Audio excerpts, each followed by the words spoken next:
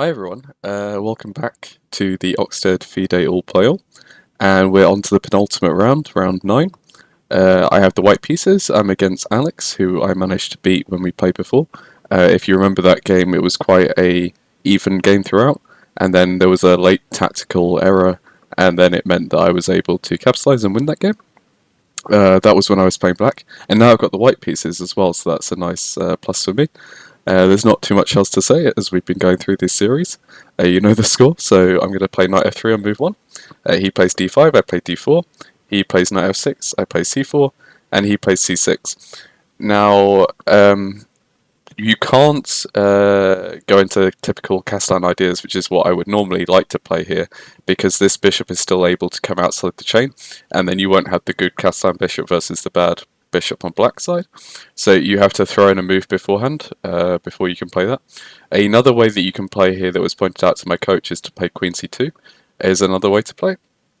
And this removes some theory that you have to know about taking the pawn, which is quite nice.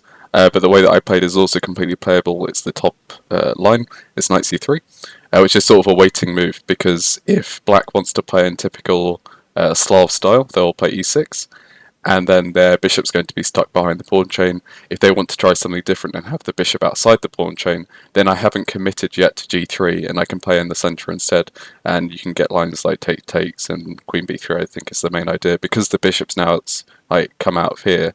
b7 is now perhaps a weakness, and also going after this pawn, and this is already scoring very well for white.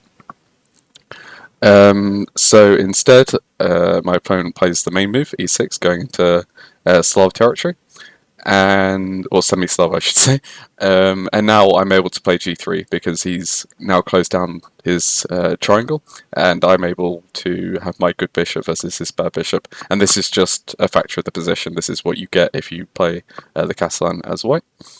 He develops his bishop. Now it's more accurate for him to put his bishop on his e7 rather than d6, and it's quite. The reason for it is a deep tactical idea that I wasn't aware of. Well, I am aware of, but I forgot at the time, as we were about to see. And then it's not like I played it wrong from the start. It's just that there's a really nice idea where black putting their bishop on d6 is a slight inaccuracy. But he plays on d6 anyway. This is still being played. Bishop g2, this is completely normal. He develops his knight, completely normal. Castles, still completely normal. And at this point, the way that white punishes bishop d6 is really hard to see, and I wouldn't expect somebody to see this if they didn't know about this line, is to play knight d2. And the idea here is that if black was to play for their normal idea of pushing for b5, after takes, black would normally throw in the move queen b6, and this would attack the knight, attack the pawn, and you'd reclaim the material that you've just lost, and this would actually be quite nice for black. But the problem with the bishop being on d6 rather than e7 is that the knight will take the bishop, and I have gained a tempo in this line, and white is just going to be up a pawn.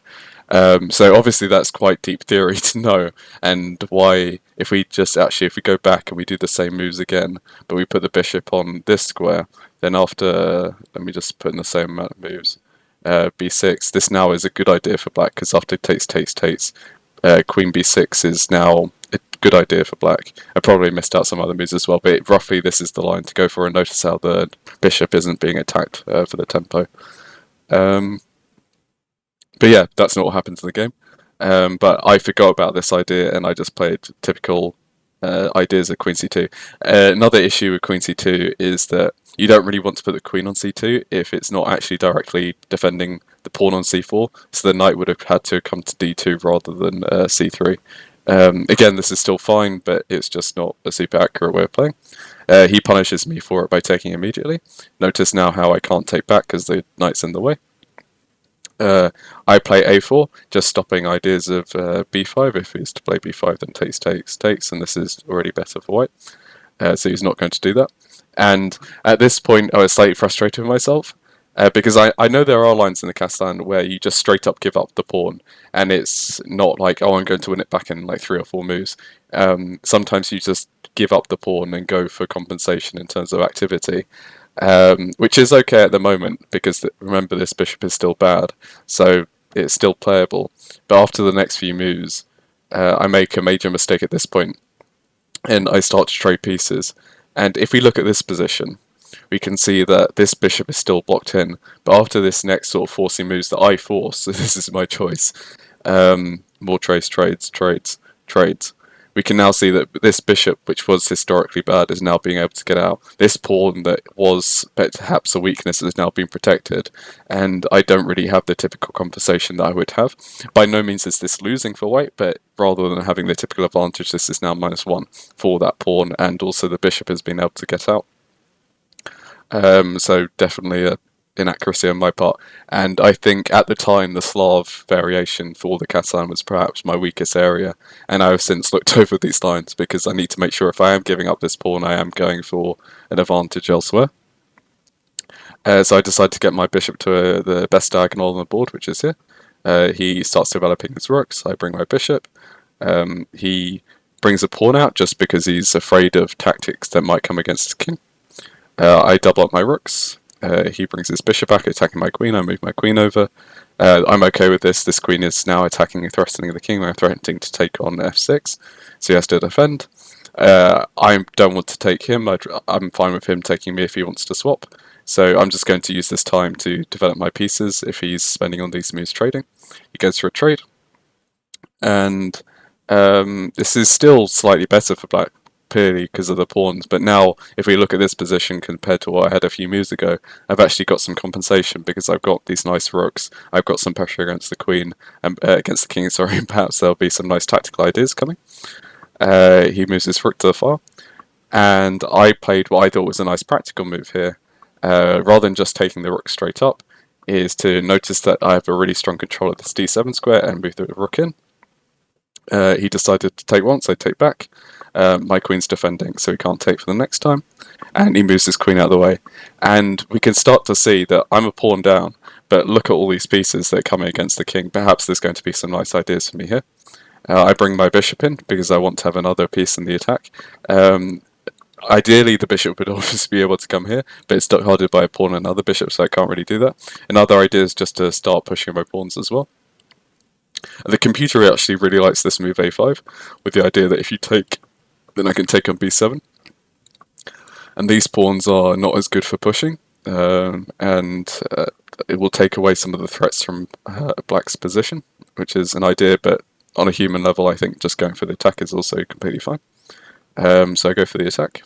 Now he makes an inaccuracy here, and there is a really sort of good move to punish it.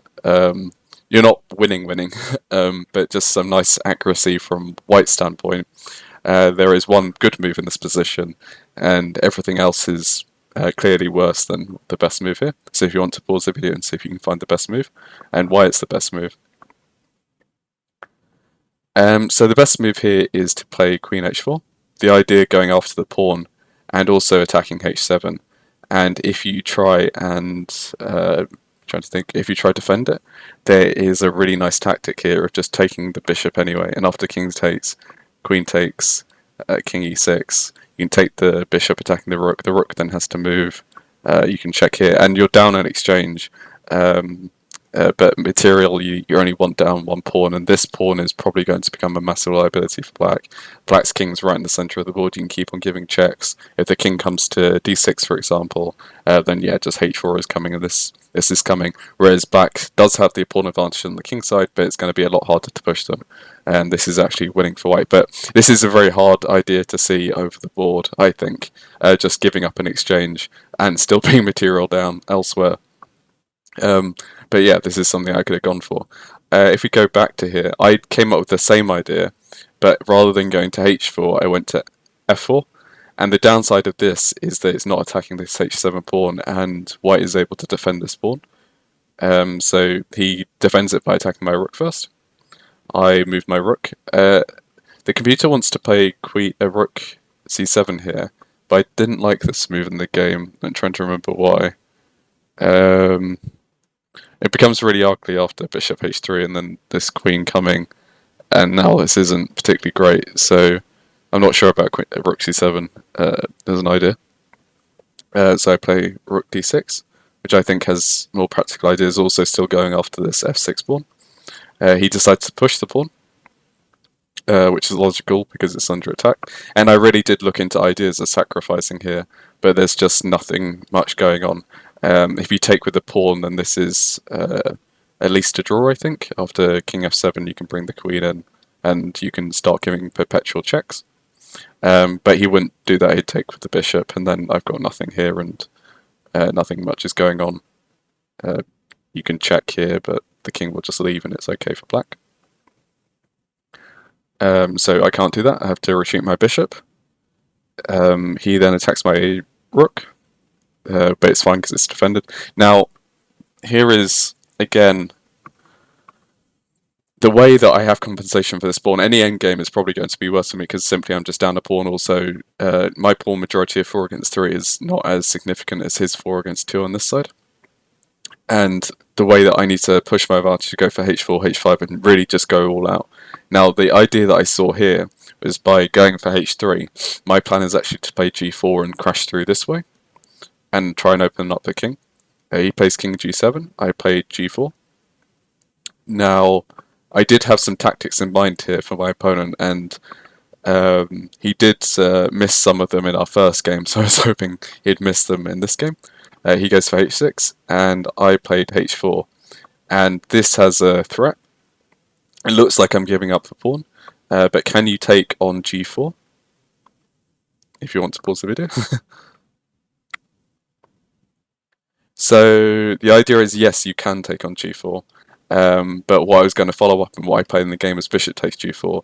And the threat is that he might think, oh, there's a tactic that works here in black's favour, you might go, and that, oh, I can take the bishop, I would take back, and then you can take the rook, and black's just up a rook. But what you don't have to do is take the bishop, you can actually play queen f4, and this will actually just lead to checkmate. Black's king is 2 in the open, and none of these pieces help protect. But unfortunately for me, he actually saw this, and he played the best move in this position. If you want to pause the video again, see if you can come up with it, and it really just solidifies black's advantage of the endgame and trades everything down. So he plays rook f8, and I have to be careful here because a lot of my pieces are now hanging, and I need to play quite precisely, and there's only one move here that just doesn't outright lose here for white, although it's still not great, is to play queen d4. And he now has to take my queen because his queen is hanging. I take back, and notice now by the rook coming back, it's now protecting the bishop, so when the bishop takes, the rook can take. And this is now a winning endgame for black if you find the next move, which is b5. Unfortunately for me, my opponent did. I decide to take, he takes, and at this point he now has a 3-1 on this side. I do have a 4-2, 3-2, sorry, but these pawns are coming much faster. His rook is also much better placed, and I think his king's much better placed because my king is currently blocked, whereas his king can easily come in. I decide to just at least block it off so the king can't approach too much. But after some manoeuvring, there's not much really to do here, because my king will either be trapped guarding these pawns, and then he can wing in on this side, or my king comes this way, and I don't stop the pawns on the king side. So I push here, and here I make the last mistake. I think this game, although pleasant for black, would be very hard to win if I played perhaps king c2, would be a nice idea. But what is black's main threat here? If black could move again, what would black like to play? So the move that black wants to play, and unfortunately I allow with the move f4, is to play rook d6. And the idea being is, as I just talked about, my king can't guard both sides of the board, and by trading off the rooks, this is now indefensible for white. And the rook trade is forced because I can't move my king away. If he just do that, then takes, and he's up even more pawns. If I try to take him, which I thought about, his king can just stop these pawns, and there's no way these are getting through. So I gave this some thought, and this is the position I actually resigned in. This endgame perhaps is holdable. The computer gives advantage of black, but only gives -1, and when computers are giving -1s in endgames, sometimes it is actually holdable. So I need to do some more work on this. and it's just unfortunate for me that I missed this tactic, because this really is quite hard to win for black, and perhaps not able to win because this rook is nicely guarding this file from the king approaching. And yeah, my opponent did say that I should have played on after this. He thought that it would be quite hard for him to win, but to me, there's not much I can do, and I'd rather just move on. But yeah, here was this game. To be honest, it was quite. I was quite happy with it. I saw most of the tactics. I just didn't go as aggressively as I should have done for the compensation that I was giving up for the pawn. And this was actually quite a close game for most of the. It was like 30-40 moves of pretty drawn, and it was quite fun to play. I enjoyed it, and I should have just been a bit more aggressive.